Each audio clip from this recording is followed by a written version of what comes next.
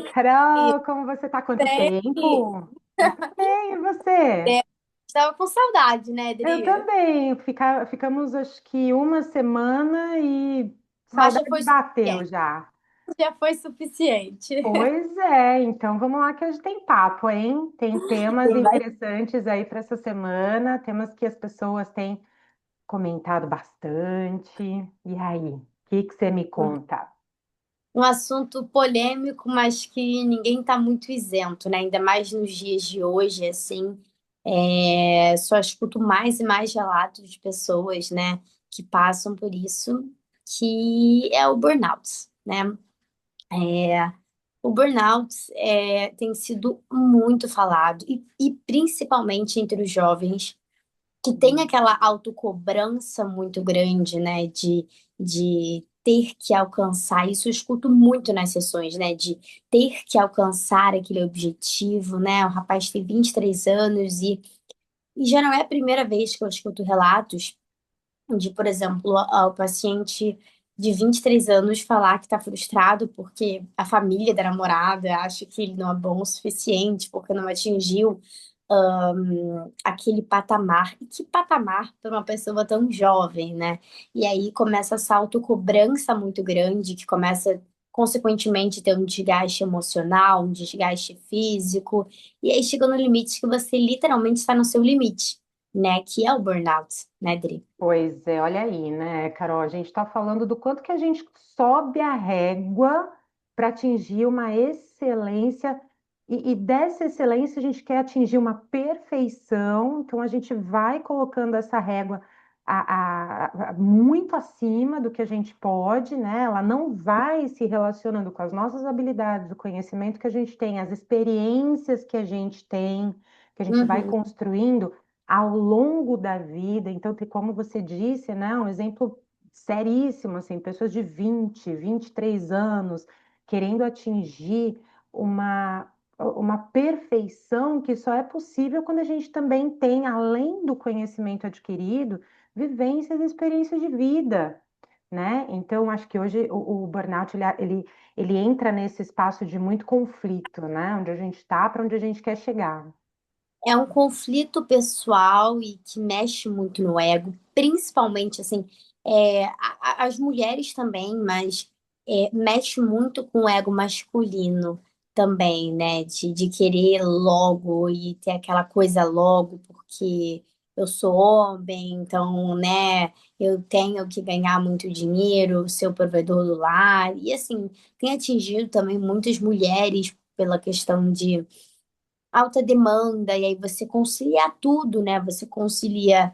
é, Tem pessoas que conciliam estágio com trabalho, com faculdade, com estudo, e ainda tem que ter um tempo ali para você ter uma vida social, e aí chega no limite que é demais, né? Eu Filhos, acredito, família, né? exatamente, eu acredito que sim, os campos da nossa vida, eles têm que estar alinhados, né? Minimamente alinhados, né? Em relação a trabalho, em relação a família, em relação à vida social, mas tudo tem um limite, né?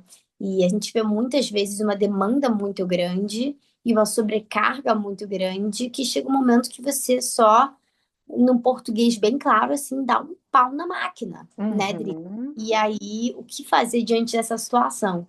Né? Porque Bloqueia a casa mesmo. causa mais um desespero, porque aquela pessoa está viciada em trabalho a ponto de eu mesma cheguei no limite de que eu estava trabalhando sábado e domingo também.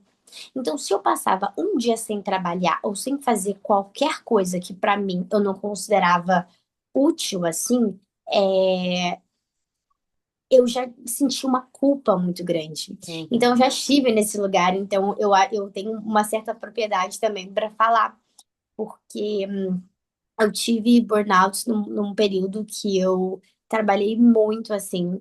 Foi depois do ano novo, e aí eu prometi que eu ia me dedicar muito no meu trabalho, né? Porque eu tinha feito mudança de casa. Então eu falei, não, agora eu preciso correr muito atrás do prejuízo. E eu não parava, assim. E eu percebi que tinha alguma coisa de errado quando eu vi que era um sábado e eu não conseguia tirar uma hora para ver filme. Porque a minha cabeça era assim, não. Eu vou perder tempo vendo filme durante 1 hora, enquanto eu posso estar vendo coisa de trabalho, fazendo coisa de trabalho. E aí eu falei, cara, eu não vejo filme já há meses, né? Uhum. Eu não tô conseguindo fazer uma coisa, até mesmo quando eu tava correndo, eu tava fazendo alguma coisa de trabalho.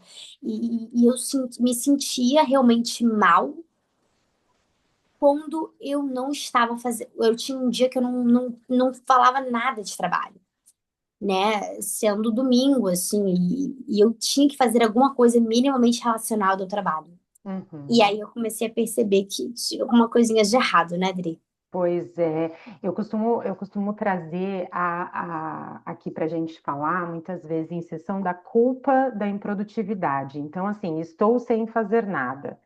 Pensamento automático. Nossa, eu deveria estar sendo produtiva, né? E o que que a gente faz com esse pensamento? A gente caça alguma coisa para fazer para nos dar a impressão de que nós somos funcionais e que nós estamos produtivos. Inclusive, a gente tem feito isso com crianças e adolescentes, né? Quando a gente vê uma criança brincando com qualquer coisinha ou só ali curtindo o momento dela, a gente já acha que ela está muito ociosa, que ela precisa fazer alguma coisa, né? Quando a gente vê algum adolescente assistindo qualquer programa de televisão por 15 minutinhos, a gente já acha que ele vai viciar, que ele vai ficar na tela, mas a gente já bota logo uma atividade para ele fazer, né?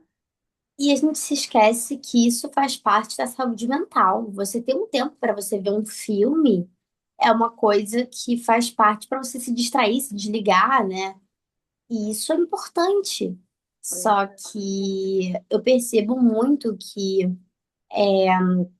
isso não é só comigo, né? Porque eu troco ideias às vezes com amigos meus e relatos de pacientes em sessões que também têm essa queixa, né?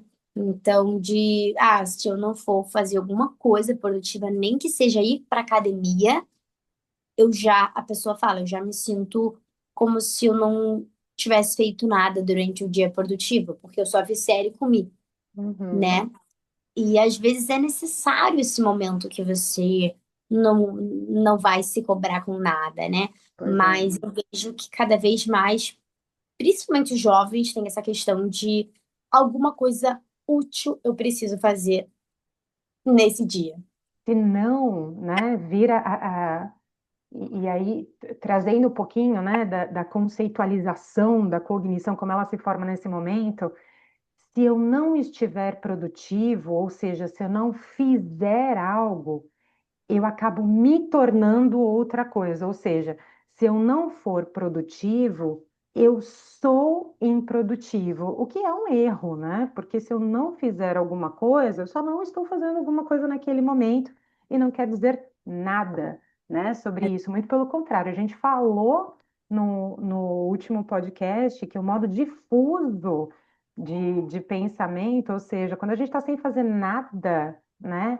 A ociosidade, ela traz para a gente grandes ideias, por isso que a gente falou, quem não assistiu, assiste lá, porque que a gente tem grandes ideias no banheiro, né, enquanto a gente toma banho, porque às vezes a gente está no modo automático, sem fazer nada, apenas curtindo, e aí uma dica, é aí que grandes vivências, é aí que grandes experiências acontecem, hipótese minha aqui, tá? Quem quiser fazer uma pesquisa sobre isso, fiquem à vontade, mas eu entendo que quando a gente está observando coisas ao nosso redor, aí sim a gente está aprendendo. Já teve muitos momentos que eu consegui fazer pontes entre o que eu tinha aprendido na vida com matéria que caiu no vestibular, né? E aí eu lembro que o professor falou, nossa, observei aquilo quando eu era mais jovem e pá, mandei bem no vestibular naquele, pelo menos naquela questão que eu tinha tido uma vivência antes, aquilo fez sentido para mim. Então fica aí uma dica, né? Porque a gente está vendo muitos adolescentes entrando em quadros de burnout assim extremamente perigosos porque foi taxada a competitividade. Eu tenho que ser bom e ser bom para mim significa nota 10. E às vezes a nota, ela é uma via de mão dupla, né? A Sim, nota explica o quanto a gente, nós adultos, precisamos ensinar os adolescentes e quantos adolescentes conseguiram assimilar daquilo que foi passado. E isso vale também para a nossa vida adulta, vida de trabalho, né? e essa questão da nota é muito relativa, né, Dri? Porque assim, tem pessoas que falam, ai, tirei a média, tá bom. Em compensação, tem pessoas que falam, ai, tirei 8, mas. E aí você vê a cobrança que aquela pessoa não tem. Aí depois você descobre a cobrança que a família não botou naquela pessoa. Então, assim, é muito relativo, né? Como tem pessoas que, eu quero passar, e tem pessoas que têm essa questão mesmo, e são pessoas que se cobram muito. Uhum. E essa cobrança excessiva em nós mesmos, ela acaba sendo cruel e danosa pra gente, porque ninguém consegue ser perfeito. E aí você se frustra por não atingir a perfeição. Só que a perfeição ela é algo que nunca vai existir. Pois é. E aí, Nunca. não, a perfeição ela é um quadro de ilusão, Ilusório. né? Ilusório. A gente acha que existe, mas que bom que a perfeição não existe, simboliza que nós estaremos em constante desenvolvimento, e isso é ótimo. Eu queria trazer aqui, Cássio, você acha que é o espaço, uma experiência, uma troca muito legal que eu tive com a minha sobrinha esses dias. Ela tem 7 anos. E eu aprendi um significado que eu carrego para o sentido, assim, para o meu sentido de vida, né? Numa quinta-feira ela estava estudando para a prova de inglês que ela teria na sexta, e na sexta-feira à tarde eu liguei para ela para saber como ela tinha ido na prova, né? Ela falou assim: a prova foi em dupla, foi com ajuda. E aí eu falei, poxa, que legal, e como é que você foi na prova? Ela falou assim, eu e a minha dupla, eu e a minha amiga, nós tiramos a maior nota, né? Falei, poxa, que legal, acho que vocês estudaram bastante, né? E aí ela respondeu assim, não, não, tia, nós fomos as que mais se ajudaram.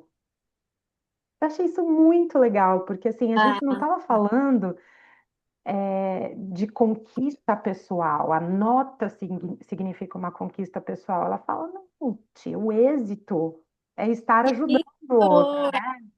Ela não estava ali ligando para, nós somos as melhores da sala, nós tiramos a melhor nota. Ela estava ali para a nossa troca foi muito benéfica, porque, né, a gente teve uma troca legal, né, de informação e de cumplicidade ali naquele momento, e isso foi muito genuíno, né, assim, foi realmente o significado, né? Até porque, assim, uma prova, ela é muito além do que uma nota. Muitas Uhum, pessoas sabem muito mais a matéria do que outras, mas às vezes é a maneira de você se expressar, o nervosismo. Então, assim, a prova, ela, assim, para mim, eu acho que muitas pessoas que sabem a matéria muito bem podem não tirar uma nota tão boa quanto outra, que sabe se expressar melhor, ou enfim.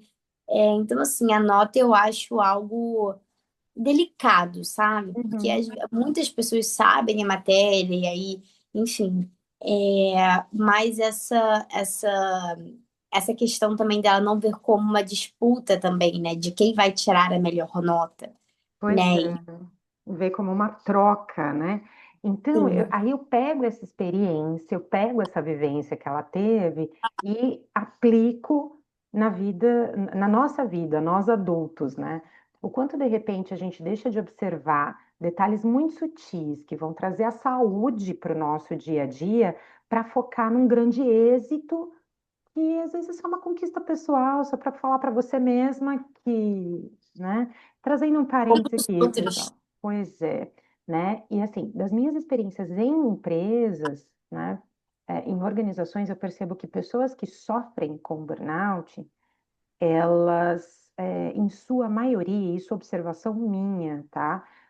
Não significa que seja uma regra ou que seja uma conclusão de muito tempo de pesquisa, mas assim, a minha observação é que pessoas que sofreram de burnout, elas tiveram duas questões aí que implicavam. Primeiro, elas eram apaixonadas pelo trabalho. E a gente já falou em outros podcasts que se a gente não tomar cuidado com a paixão dói, ela vira dor, né? É, Então, pessoas seja que... em qualquer âmbito da vida, inclusive profissional. A gente se limita muito à sua paixão amorosa, mas é em todos os âmbitos da vida, né? É Pois paixão pelo trabalho, às vezes é paixão pelo ciclo de amizade, às vezes tudo num nível excessivo é danoso, não adianta, né? Até se você, e literalmente, né? Acho que você viu umas pesquisas, se você beber muita água, que é uma coisa muito saudável, você pode até também morrer. Faz bem, né?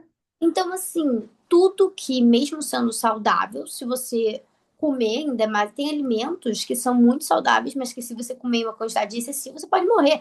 Então, assim, tudo tem um limite, tudo tem um limiar, mesmo sendo saudável. Então, Pois é. mesmo que você amar o seu trabalho, se você passar dos limites. Uhum. E um outro ponto é a necessidade, vai ser até meio redundante assim, mas é a vontade ou é o desejo de se fazer necessário naquele lugar. Ou seja, as pessoas Uhum. não podem sentir a minha falta. Então, são pessoas que acabam controlando mais, que acabam tendo muito medo de perder a oportunidade de trabalho porque pode sofrer uma recolocação ou alguém que, Uhum. enfim, que são orientadas pelo medo de não ser necessária naquela área ou naquela empresa, naquele espaço ou naquela função, né? Então, assim, são duas coisas que eu observo constantemente em pessoas que sofrem esse esgotamento. Aliás, pessoal, a palavra burnout, ela vem do inglês de se esgotar, né? De apagar, né? O burnout é o queimar, né? O se esgotar. Então, assim, e um outro ponto também, assim como a gente falou, né, lá dos adolescentes, que é um caminho que tem duas vias, né? Assim, tem o ambiente, que talvez não favoreça uma saúde mental, mas também tem o meu fluxo de pensamento, tem o quanto eu penso sobre aquela minha posição, sobre aquilo que eu estou fazendo, sobre o meu trabalho, que também não ajuda, que são pensamentos totalmente disfuncionais, ou seja, eles não vão funcionar para minha saúde mental. Então, eu tenho um ambiente que muitas vezes é tóxico, então é legal as pessoas prestarem atenção nisso, né? Então, um ambiente que incentiva constantemente a competitividade, que faz com que você tenha a necessidade de estar em todos os lugares o tempo todo, de achar que você é a única, exclusiva pessoa necessária. E tem também a nossa cabeça, né, que fica pensando aquilo o tempo todo. Eu tenho que ser o melhor, eu tenho que me fazer necessária, eu tenho que apresentar sempre bons resultados, porque apresentar maus resultados significa não ter mais aquela posição. E tem um terceiro ponto aí que eu vejo que é muito, muito sério, né? Principalmente nós brasileiros, passando pelo caos econômico que a gente tem passado agora. Boleto, salário e boleto, né? O desespero por não perder aquela posição, porque simboliza também quebrar vários pratinhos dentro de casa, né? Então, se eu não estou empregada aqui na nossa situação, eu não estou sendo funcional para minha família também, ou seja, eu não estou pagando contas. Então, E terceiro, a cobrança da exato. família, né? E aí, esse terceiro ponto, Carol, a cobrança dentro de casa também não me permite que eu tenha um bom desempenho no trabalho. Exatamente, essa questão do medo de ser demitido, e eu percebo muito medo das pessoas do que a minha família vai falar com agora eu sendo desempregado. E de fato, infelizmente, você acaba sendo considerado, tipo, como se você tivesse abaixado de nível pela sua família. Claro que há seções de famílias que dão aquele suporte, que dão aquele acolhimento, e que sorte de quem tem esse tipo de família, porque tem muitas famílias que não, e a gente sabe o quanto que é difícil você conseguir um emprego hoje em dia. Então, se você for desligado de um emprego, você não vai conseguir um emprego do dia para a noite. E aí começa aquela retaliação, a pessoa começa a se sentir inferior, começa a vir diversos fatores que trazem até uma depressão na pessoa, porque ela já está procurando. Eu conheço pessoas que são muito capacitadas e estão com uma dificuldade muito grande de arrumar emprego. Aí a família tá naquela pressão, o que piora muito mais, porque aí vem um quadro de ansiedade, vem um quadro de pressão muito grande, né? Então, às vezes, quando a pessoa tá no burnout, é, até a empresa mesmo quer demitir ela, Uhum. Então, muito né? cuidado, né? A gente precisa acender vários alertas aqui para que a pessoa não descubra que está com esse esgotamento, não descubra que está com No final, burnout é para só que no ela final. possa, no início, já ver, e até na terapia, ela né? Tentar ver situações para que saia dela, né? Inclusive, os estagiários, eu tenho percebido que tem muito, porque os estagiários têm uma demanda muito grande, mais a faculdade, mais às vezes tem pessoa que faz estágio e um trabalho extra, Exato. a faculdade e os estudos da faculdade. Então, Dri, a gente Uhum. Cá saiu o seu áudio.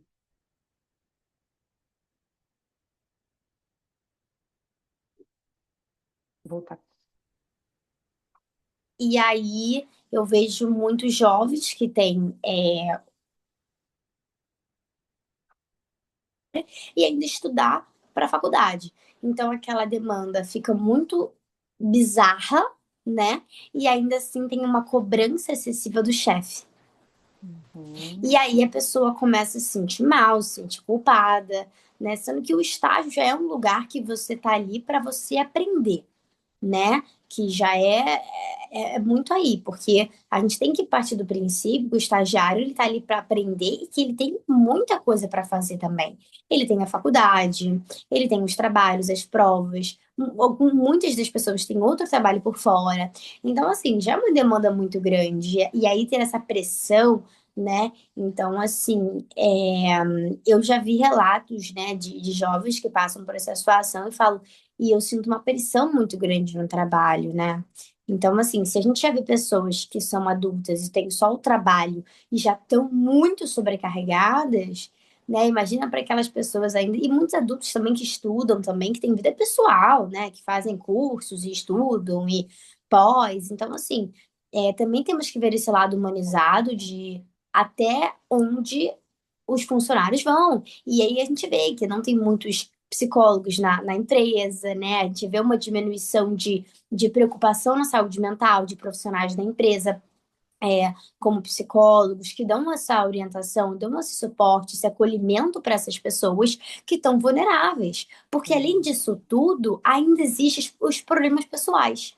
Término de relacionamento, luto de alguém da família, a pessoa está com algum problema mental, algum problema se sentindo mal por alguma questão, porque além disso tudo, a pessoa tem uma vida, então ela sente, às vezes ela brigou com alguém, tá se sentindo mal, às vezes ela tá passando por um período difícil, e aí você junta tudo, porque essa pessoa, além de ter a vida dela de trabalho e curso e graduação e tal, tal, tal, ela também tem problemas da vida pessoal dela, ela também tem esses momentos de vulnerabilidade, se sentindo mal, e aí junta tudo acaba que vira aquela bola de neve pro burnout, né, Dri? Uhum, exato. Assim, infelizmente, alguns profissionais, alguns psicólogos dentro de organizações, eles são reduzidos a meros recrutadores. Eu já não gosto muito dessa palavra, né?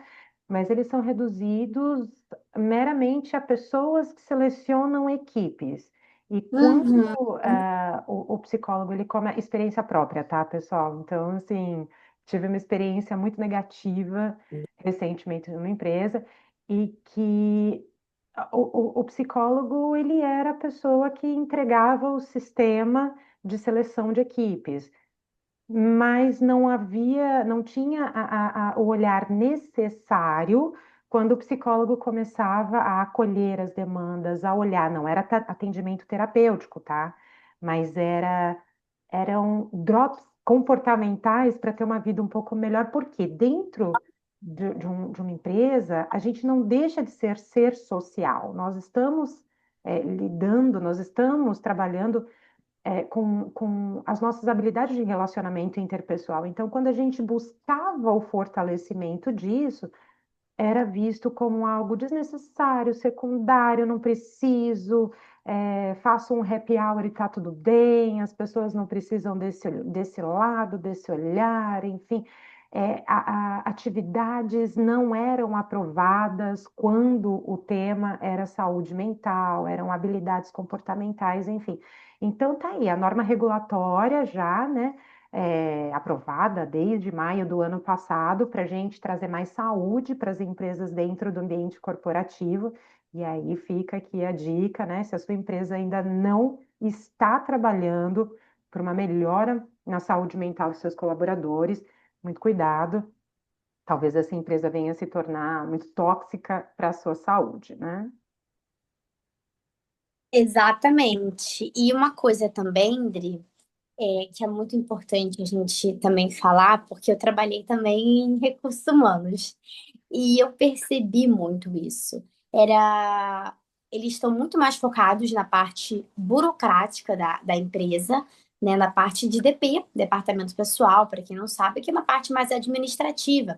Então, você ficar ali de olho nos relatórios, contrato admissional, contrato demissional, folha de ponto, planilha, e acaba que você não tem muito aquele contato com os colaboradores, que são seres humanos, então muitos ali com vários, todos ali, né? Porque eu falo que é impossível uma pessoa não ter problemas, não ter conflitos, não ter questões na vida pessoal. Então, foi uma coisa também que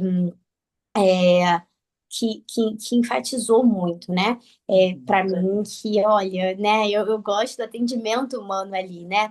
E eu vi muito que, claro, a gente não pode generalizar, a gente nunca generaliza nada, mas pelo menos na empresa que eu fiz parte, a parte do RH era voltada totalmente para a parte de DP, que é departamento pessoal, né? Que é mais Uhum. aquela parte burocrática. E assim, o máximo que tinha era uma reunião de grupo, uma vez por mês, onde tinha um lanche, uma confraternização e tal, mas não era nada assim. Então, um acolhimento ali, né, para eles. A gente sabe que numa empresa tem várias pessoas, então, como que uma só funcionária, né, vai conseguir? Eu trabalhei num estágio lá. Mas como que uma funcionária só vai conseguir atender todo mundo lá, né? Mas faltava um pouco aquilo, e eu acho que em todos os trabalhos também, Uhum. né? Até questões escolares. Eu também trabalhei em escola e eu pude ter essa visão, né? Tanto com os alunos, a importância tanto para os alunos que estão em formação de crescimento, construindo a sua identidade para o futuro, quanto para os professores que são Uhum. educadores que estão ali, às vezes, apanhando, porque crianças não sabem ainda como ter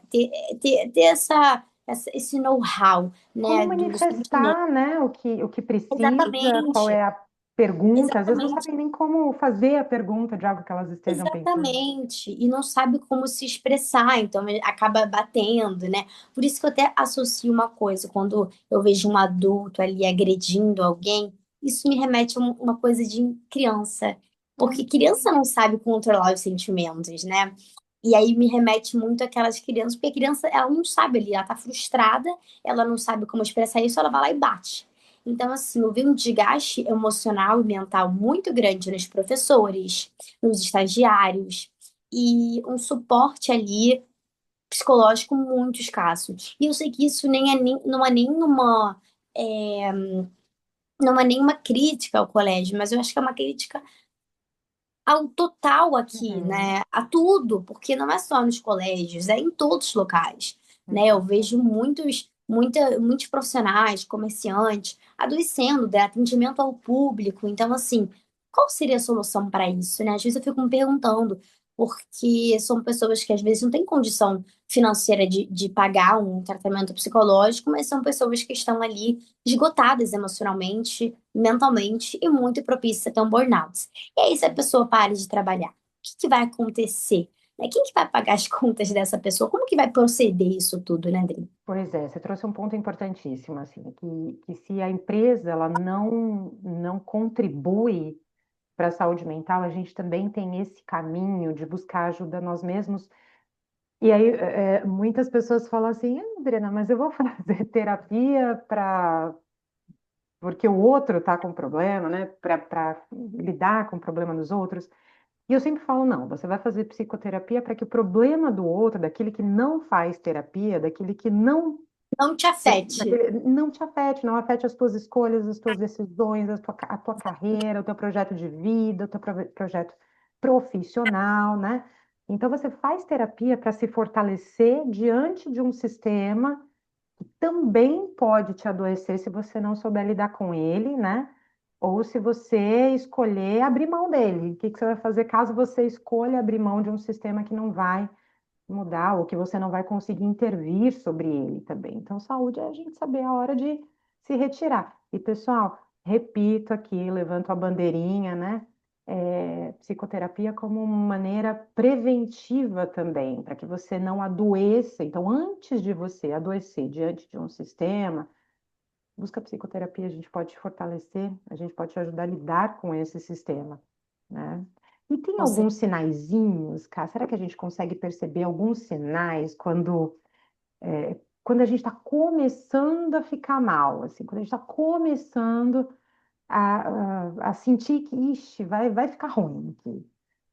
Sim, e é muito doido porque esses dias eu tive um relato de um paciente meu que ele Uhum, falou, então, eu fico triste, às vezes eu só não sinto nada, né? Então, eu acho que quando, ou muitas vezes, tô muito desmotivado, tô muito isso.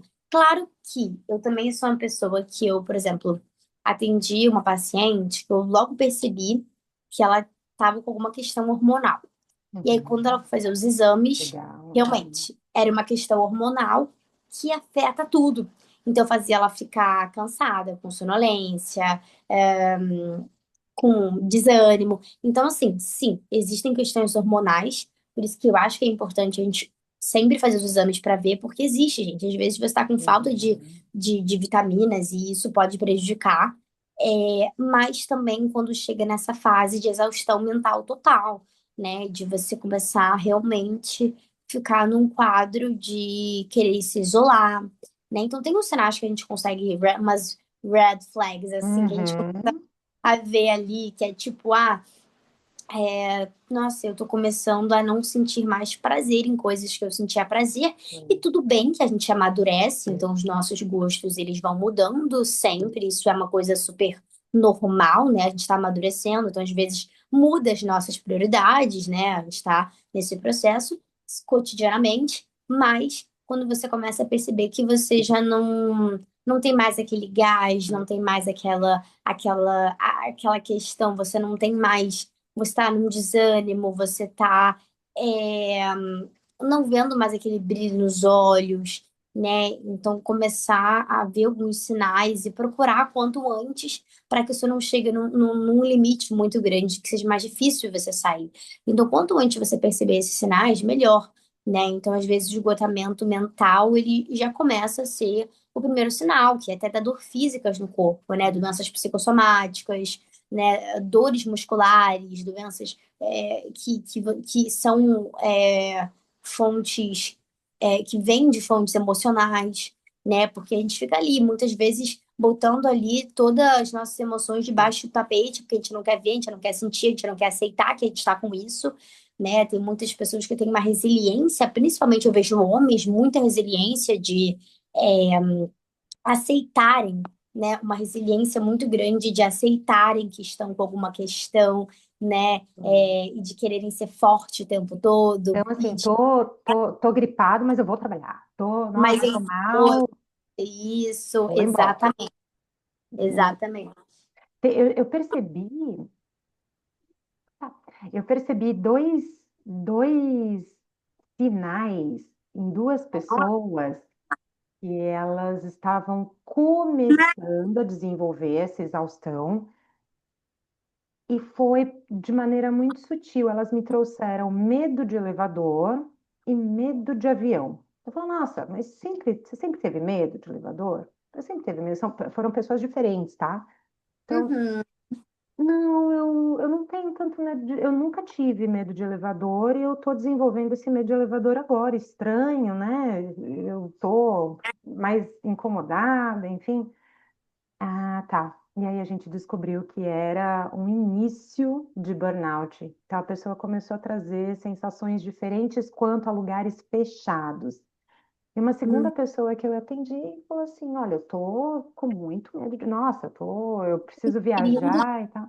tô transferindo para o elevador. Exato, porque o Eles elevador o elevador começou a simbolizar a ida para o trabalho. ela acabou, olha como o nosso cérebro, ele é complexo, né, Dri? Porque ela Uhum, simbolizou o elevador como o medo dela, por exemplo, de perder o controle, né? Porque o burnout é muito isso também. A gente tem medo de ter burnout porque o burnout faz a gente perder o controle da situação. A gente está esgotado e a gente está sem controle. E Pois isso dá muito medo, porque a gente fala, o que que eu vou fazer? Porque eu não estou aguentando mais. Só que eu preciso aguentar. Eu preciso exato. pagar as minhas contas, eu preciso ganhar dinheiro, eu preciso. Não tem como paralisar. E isso dá muito medo nas pessoas. Exato, e aí o cérebro ele vai criando mecanismos para te tirar daquele ambiente adoecedor. Então, e uma outra pessoa que trabalhava viajando, viajava muito a trabalho, Hum, muito a trabalho. E aí um dia eu fui viajar com essa pessoa e ela falou assim, nossa, eu tô com muito medo. Uma era uma paciente, a outra uma pessoa conhecida. E aí foi viajar, falou, nossa, tô com muito medo de avião. Eu falei, medo de avião? Mas você trabalhava viajando, né? O que que aconteceu? Eu não sei, mas agora eu tô com muito medo de avião, tô com muito medo de avião. Nossa, mas. E aí a gente conversando entendeu que a quantidade de viagens que essa pessoa fazia, o tanto que ela era envolvida, fez ela ficar com burnout. fez ela ficar com burnout, assim, a ponto de, precisa viajar para tal lugar. Nossa, não aguento mais viajar, não quero mais. Começava a vir aquela angústia, porque ela já estava exausta, o mental dela, o físico dela estava exausta de tanta viagem, de tanta sobrecarga, de tanta demanda, que o cérebro dela, como mecanismo de defesa para proteger ela dessa angústia, dessa exaustão, foi tipo, ela já não aguentava mais entrar no avião porque ela sabia que ela ia sair exausta, que ela ia para aquele Uhum. lugar, que ela ia passar por situações estressantes, exaustivas, que ela já não aguentava mais, o corpo dela não aguentava mais. E não necessariamente seja viagens, mas às vezes ela tá fazendo muita viagem, muito seguidamente, e chega uma hora que você precisa descansar, E né? dormia O pouco, descanso. trabalhava muito, enfim. E assim, como ela não podia dizer que o trabalho dela, né? E outra, pessoal, a gente tem uma culpa muitas vezes relacionada à religião, né? Nossa, eu tenho que ser grata, é meu trabalho que paga as contas, eu tenho que. E tudo Uhum, bem, eu acho que a gente tem que ser grata às nossas habilidades de, uhum, de, de produção, né? Para que a gente consiga interferir no desenvolvimento de outras pessoas, no desenvolvimento de um trabalho, enfim, eu acho que a gente precisa reconhecer quais são as nossas habilidades para que a gente possa trabalhar. uhum. Isso é importante, mas muito cuidado, porque existe uma ponte, né, que nos leva a essa doença, que é assim, se eu não for grata ao meu trabalho, né, incondicionalmente, eu posso perder. Não, você pode perder por diversas questões, até corte de gastos. Alguém vai chegar lá e vai falar assim: olha, não é mais necessário aqui, a gente está reduzindo a equipe para que outras pessoas trabalhem mais, sei lá, eu. Tá? Isso já aconteceu comigo também. Olha, cara, você é um ótimo profissional, mas a Mas eu empresa está tenho passando que. por crise e não é só você, né? Outras pessoas também que fazem um trabalho excelente, mas acontece. Pois Então, é. assim, a gente também tem uma questão, Dri, que é tentar ter o controle de tudo. E Uhum. isso eu tenho falado muito nas sessões também. A necessidade da gente ter o controle de tudo e a nossa preocupação, porque no final a gente não tem controle de nada. Não. Então, assim, a necessidade da gente ter o controle de tudo, mas você nunca vai ter controle de tudo. Mesmo você num trabalho ali com carteira assinada ou você sendo uma autônoma, você nunca vai ter controle do que vai acontecer, de quantos pacientes, quantos clientes você vai ter. Você nunca vai ter o controle 100% de nada. Então, assim, é o que eu falo. A gente não pode ficar também tentando ter o controle de tudo, né? A gente faz o que a gente pode e o que a gente não pode fazer, a gente tem que entregar. Porque senão a gente vai ficar refém desse medo, refém dessa insegurança, refém desses sentimentos tóxicos pra gente e que vão ser muito prejudiciais pra gente. Pois é. Então, uma coisa que eu aprendi a duras penas foi a me libertar dessa questão de literalmente tentar ter o controle de tudo. Porque eu realizei que a gente nunca vai ter. Uhum. Exato, pessoal. Então fica aqui a nossa mensagem de que o único controle que a gente tem é sobre a gente mesmo, sobre os nossos pensamentos, sobre o que a gente vai fazer com aquilo que nos machuca, né? Então, ao invés de você sair correndo para tentar entender o porquê das coisas, né? Por que que fizeram isso comigo? Claro que num ponto isso ajuda a gente a desenvolver algumas outras coisas, mas quando a gente não tem essa resposta, a gente olha para a gente mesmo, tá, isso doeu, agora deixa eu ver o que eu posso fazer para me sentir melhor sobre isso. Por quê, pessoal? Se a Exatamente. gente não cuidar do burnout nos primeiros momentos, né, logo que isso começa a incomodar a gente, isso vira algo muito pior. E aí pode entrar numa outra questão crônica, num outro transtorno do humor perigosíssimo, que a gente vai falar no próximo encontro, que é a depressão. E aí entrou na depressão, é um trabalho muito árduo, né? É um caminho muito dolorido para sair dela. Então não deixa chegar nessa fase. Exatamente, porque acaba que uma coisa, se não for curada ali, vai puxando para outra, e aí vai sendo muito mais difícil de conseguir reverter essa situação e às vezes muito mais demorado, né? Como eu sempre falo, claro que são casos e casos, porque as pessoas são diferentes, mas vira algo muito mais difícil, Pois é. porque a depressão acaba muitas pessoas entrando naquela zona de conforto, mesmo que seja ruim. A Uhum, depressão traz aquela zona de conforto, porque muitas pessoas têm uma falsa realidade de que a zona de conforto é só aquele lugar bacana. Não. uhum. A zona de conforto é um lugar quentinho, mas que poucos desafios acontecem ali para o nosso crescimento pessoal, né? Com Então, certeza. assim, se você começar a sentir algumas, algumas áreas da tua vida, quando você começar a sentir nesse processo de exaustão, despersonalização, né? Quando você se distancia já dos propósitos da empresa, baixo relacionamento interpessoal, assim, né? Você já não está querendo muito conversar com os teus colegas, você já não tem mais vontade de almoçar junto, de sair, de conversar. Problemas físicos, ai, dói aqui, dói ali e tal, né? Ai, tá. Tô ficando gripado com muita frequência, ou eu tô tendo muitos problemas de coluna, enfim, a gente já percebe que ali tem algo que chama atenção. Alteração muito marcante de humor. E não quer dizer que você seja bipolar, né? Esse ser bipolar, entre aspas, ninguém é, né? Você está com um transtorno muito sério. Mas quando você começa a sentir uma irritabilidade muito rápida, assim, né?